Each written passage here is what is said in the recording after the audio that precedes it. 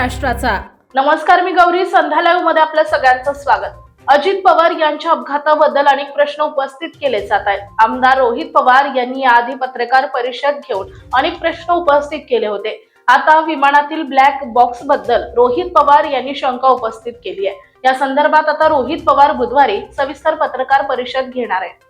मी हेच तुम्हाला सांगतोय की आता विषय कुठला महत्वाचा आहे तर ऍक्सिडेंटचा महत्वाचा आहे।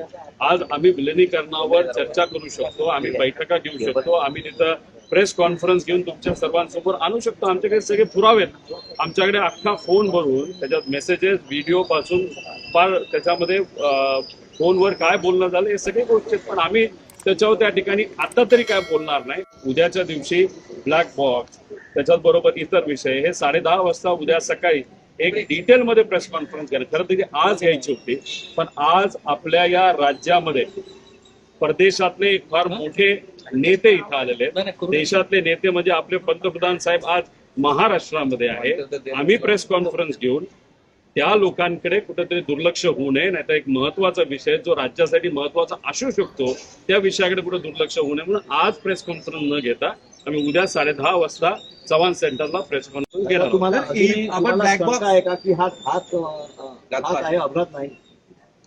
अजून 10-12 तास तुम्ही थांबा, 10-12 तास नाही, अजून 20 तास तुम्ही थांबा। उद्या सकाळी 10:30 वाजता या बाबतीत आपण चर्चा करू। ज्या पद्धतीने सरकारकडनं इन्व्हेस्टिगेशन चाललंय ते मंद गतीने, स्लो आणि कुठंच काही डिटेल मध्ये होताना दिसत नाही। VSR कंपनी अजूनपर्यंत ऑपरेशन मध्ये त्या ठिकाणी आहे।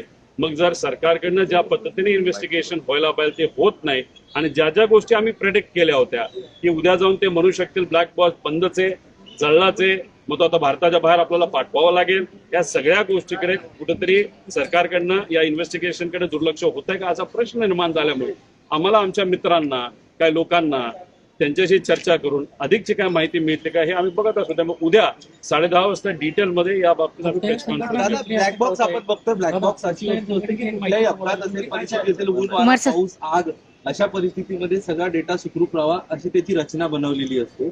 मात्र ब्लॅक बॉक्स जळाला, आतापर्यंतच्या कुठल्याच अपघातात ब्लॅक बॉक्स जळाला असं ऐकायला मिळालं, सुरक्षित राहतो अशी मान्यता आहे।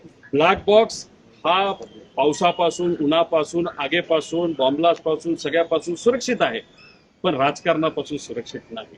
आता ह्याच्यात काय राजकारण चाललंय हे आपल्याला बघावं लागेल, खोलात जावं लागेल। पण उद्या या बाबतीत डिटेलमध्ये जाऊन काय घडलं असावं, कुठल्या नवीन गोष्टी आमच्यापर्यंत आलेल्या आहेत त्या नक्कीच तिथं आपल्या समोर आम्ही आणणार। ताज्या आणि महत्त्वपूर्ण बातम्या पाहण्यासाठी आजच आमच्या संध्या लाईव्ह न्यूज चॅनलला YouTube वर सबस्क्राईब करा आणि बेल आयकॉन प्रेस करा।